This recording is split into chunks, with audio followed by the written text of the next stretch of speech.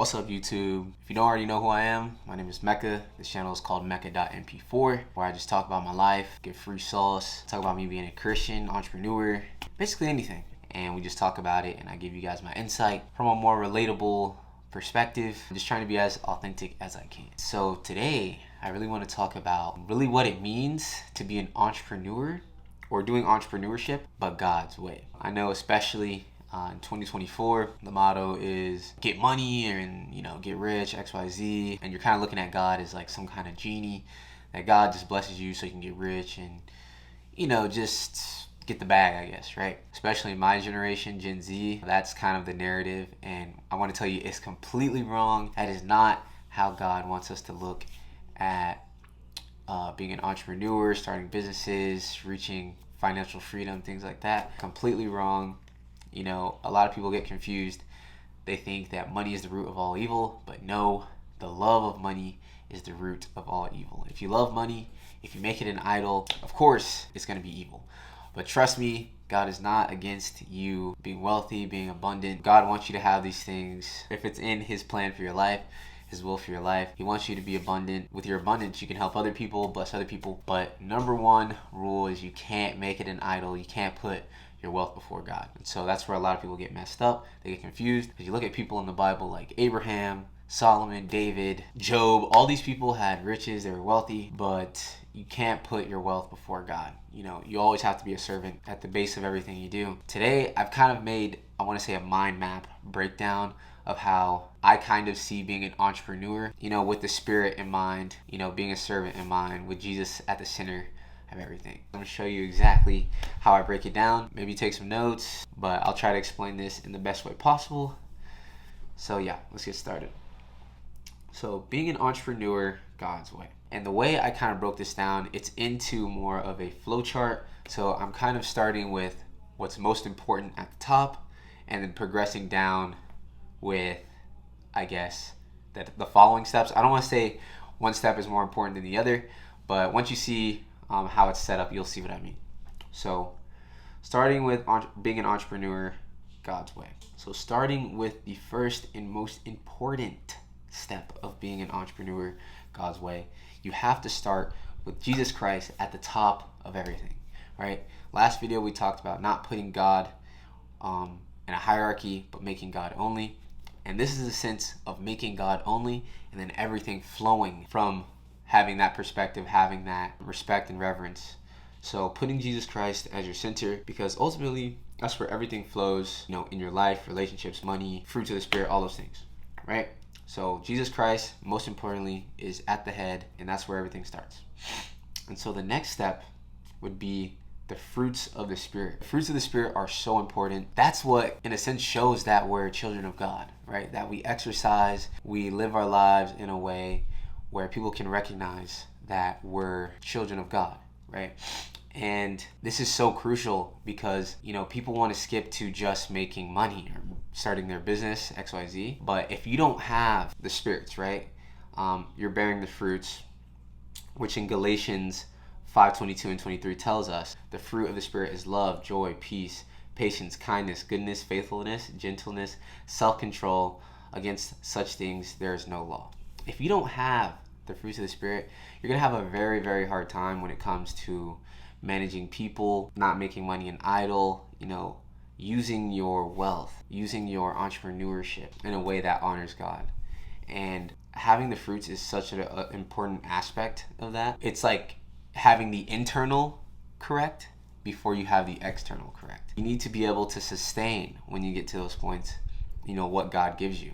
And you have to have the fruits of the Spirit in order to sustain what God plans to do in your life, right?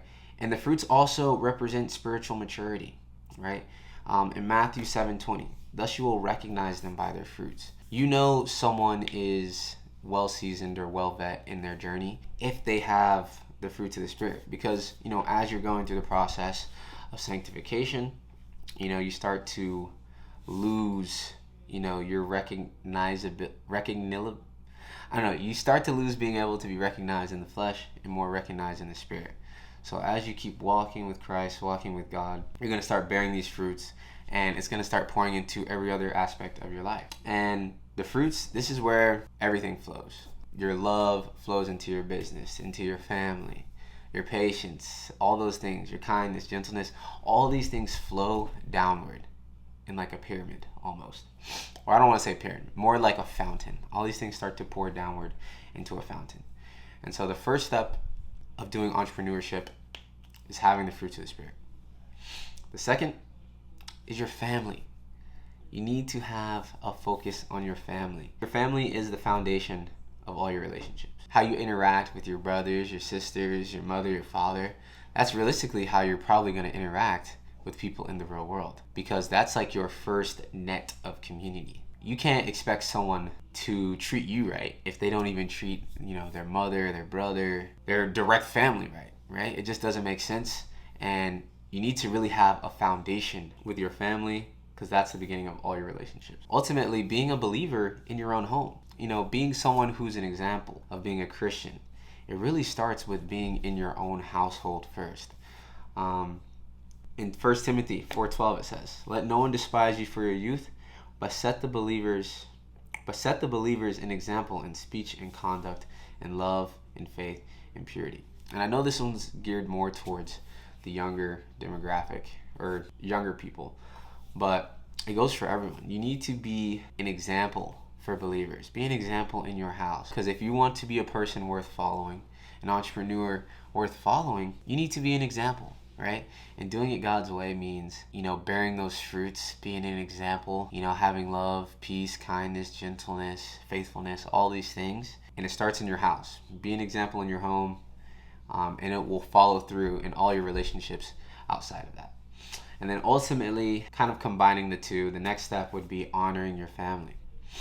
With Deuteronomy 5:16 telling us, "Honor your father and your mother, as the Lord your God commanded you, that your days may be long, and that it may go well with you in the land that your Lord your God is giving you." And a lot of people think, which is crazy, a lot of people, especially when I was coming up, when I was younger, I want to say like 16, 17, the whole entrepreneurship was like the winter arc, cut everybody off, no one understands, your parents won't understand you, XYZ. And I feel like that's such a worldly way of looking at going about your life. You don't have to cut off your family. Not saying your family won't disagree with you on some of the things you want to do or the plans that God has revealed in your life. Not saying, because they're still humans at the end of the day, but you can't have a mindset where, I'm just gonna cut them off because they don't understand me. No, the Lord wants you to honor your father, your mother, regardless, right? Because He sees that as good. And all these things start within the family dynamic. These are like the bases of your relationships.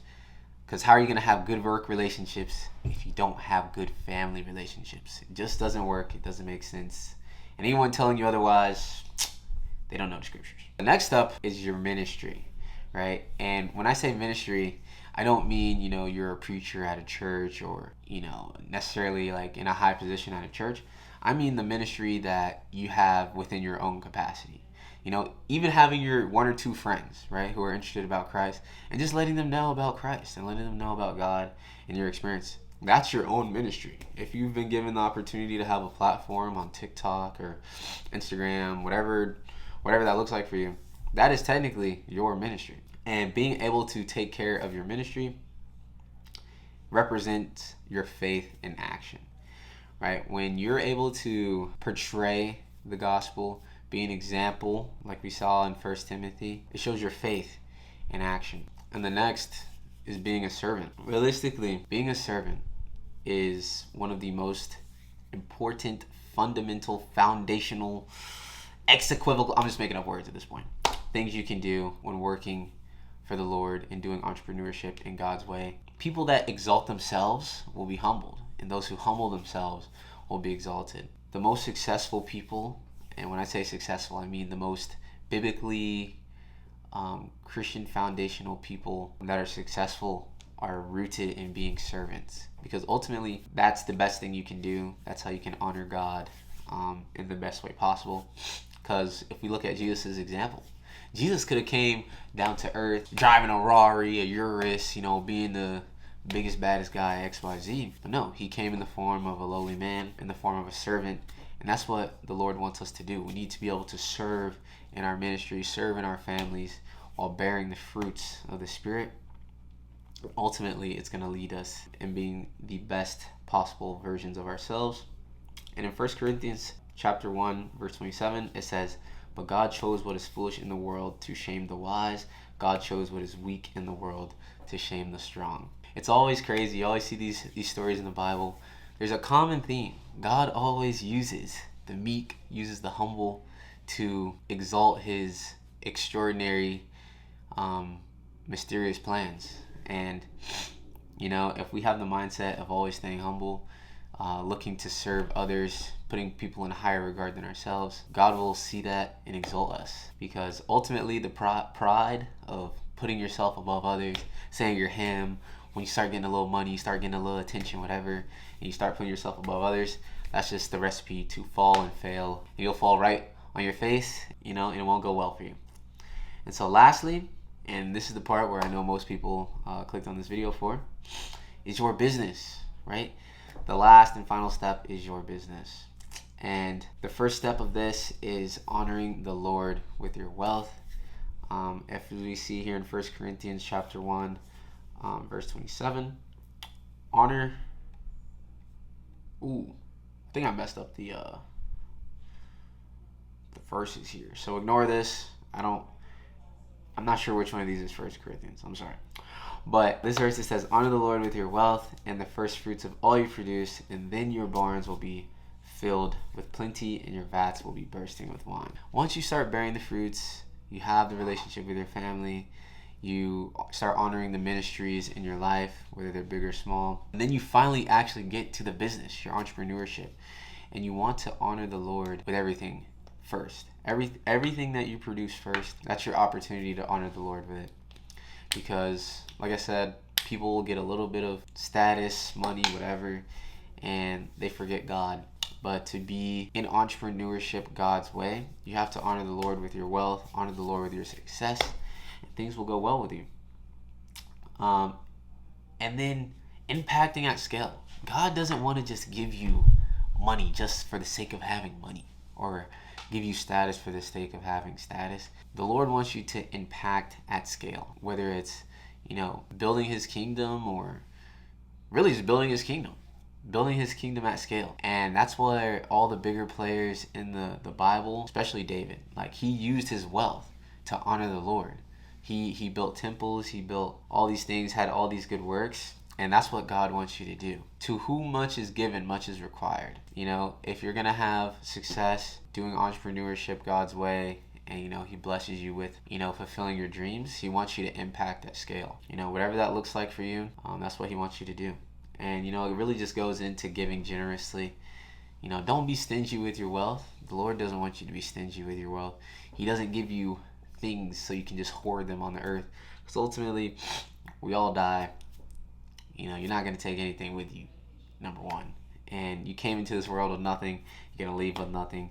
So give generously. It's free anyway. Everything given to you, given to me, given to everyone is God's anyway.